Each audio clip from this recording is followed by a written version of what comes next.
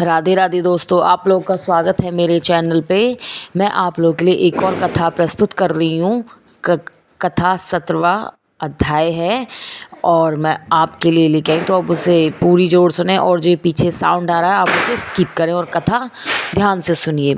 सूत जी कहने लगे कि अब सब व्रतों में उत्तम व्रत और मोक्ष देने वाला एकादशी के व्रत का महत्व सुनाइए। एकादशी तिथि कृष्ण पक्ष के ही हो या शुक्ल पक्ष की हो, अन्न नहीं खाना चाहिए। जो एकादशी को अन्न खाता है वह पापों का भक्षण करता है। एकादशी का व्रत माता के समान उसकी रक्षा करता है। दसवीं तथा द्वादशी को भी एक समय ही भोजन करना चाहिए। नारद जी कहते हैं कि गंगा के समान तीर्थ नहीं, माता के समान गुरु नहीं, विष्णु के समान देव नहीं, अन्न न खाने के समान तप नहीं, तथा शांति के बराबर सुख नहीं, सत्य के बराबर ज्योति नहीं, कार्तिक के समान मास नहीं, ज्ञान के समान लाभ नहीं और एकादशी के समान व्रत नहीं। व्रत करने वाला प्रातः का समय उठकर भगवान का पूजन करें, पुराणों की कथा सुने, एकादशी की रात्रि को जागरण करें।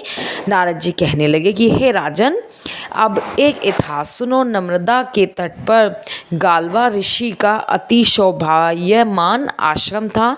मालव या भद्र नाम का एक पुत्र था जो विष्णु का परम भक्त था। वह बालकों के साथ भगवान की मूर्ति बनाकर पूजन किया करता था। साथ ही बालकों को उपदेश दिया करता था कि वह भगवान का पूजन करें तथा एकादशी का व्रत करें। बालक भी उसका उपदेश सुनकर वैसे ही किया करते थे। अपने पुत्र के चरित्र को देखकर एक समय उसके पिता गालव ऋषि ने उससे पूछा कि भद्रशील, तुम सदैव भगवान विष्णु की पूजा में लगे रहते हो, यह उपदेश तुमको किसने दिया? यह बात सुनकर भद्रशील कहने लगा कि पिताजी, आपको अपने पूर्व जन्म का वृतांत सुनाता हूँ। पहले जन्म में मेरा जन्म चंद्रवंश में हुआ था। धर्म कीर्ति मेरा नाम था। दातात्रेय जी ने मेरा शिक्षा दीक्षा ग्रहण की थी। मैंने 1000 वर्ष तक राज्य किया। उस काल में भी मैंने अनेक धर्म तथा पाप के कर्म भी किए, परंतु देव वंश में बुरी संगत में पड़ गया और वेद मार्ग छोड़कर पाखंड मार्ग पर चल पड़ा। मेरे इन आचरण को देखकर प्रजा भी पाप के कर्म करने लगी।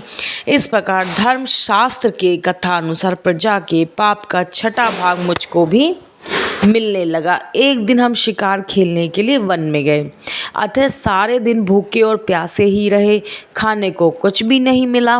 घूमते फिरते हम मार्ग में भूल गए और शाम को नर्मदा नदी के किनारे पर पहुंच गए। उस दिन एकादशी का व्रत होने के कारण वहां पर एकत्रित अनेक वैष्णव भगवान के कीर्तन कर रहे थे। मैं भी भूखा प्यासा रहकर रात भर वहीं पड़ा रहा, मगर प्रातःकाल होते ही भूख प्यास से दुखी होकर मेरे प्राण निकल गए। उसी समय यमराज के दूत मुझको पापी समझकर मारते पीटते यमराज के पास ले गए। यमराज ने चित्रगुप्त से मेरे सब पाप और पुण्य का लेखा मांगा। तब चित्रगुप्त ने विचार करके कहा कि यद्यपि यह बड़ा पापी है, परंतु इसने एकादशी का व्रत किया था, उसी से इसके प्राण निकल गए। इस कारण इसके समस्त पाप क्षय हो गए हैं। यह सुनकर यमराज तत्काल अपने सिंहासन से उठकर खड़े हो गए और हाथ जोड़कर मुझसे बोले कि क्षमा करना, हमसे भूल हो गई। साथ ही मुझको नमस्कार भी किया। फिर अपने दूत को धमकाकर कहने लगे, सकता ऐसे विचार कर भगवान की मूर्ति में अपना मन लगाकर नृत्य करने लगे। जो मनुष्य भगवान के नामों का जाप करता हो उसको कभी हमारे पास मत लाओ। जिससे अनजाने में भी एकादशी का व्रत किया हो तब भी उसके सब पाप क्षमा हो जाते हैं और उसको हमारे पास आने की आवश्यकता नहीं पड़ती है। इसके बाद यमराज ने मेरा पूजन किया और मुझे फिर सुंदर विमान में बिठाकर विष्णु लोक को भेज दिया। हजारों वर्ष तक इंद्रलोक तथा विष्णु लोक में मैं रहने के बाद अब फिर मैंने यहाँ जन्म लिया है। जो कोई इस कथा को पढ़ता है अथवा सुनता है उसके सभी पाप नष्ट हो जाते हैं। इस प्रकार कार्तिक महात्म का 17वां अध्याय समाप्त होता है। आपको कथा कैसी लगी आप कमेंट बॉक्स में राधे कृष्ण नारायण भगवान की जय जरूर लिखना, और आपके लिए एक नया अध्याय फिर से लेके आऊँगी, और पीछे जो साउंड आ रहा है उसको आप स्किप करें।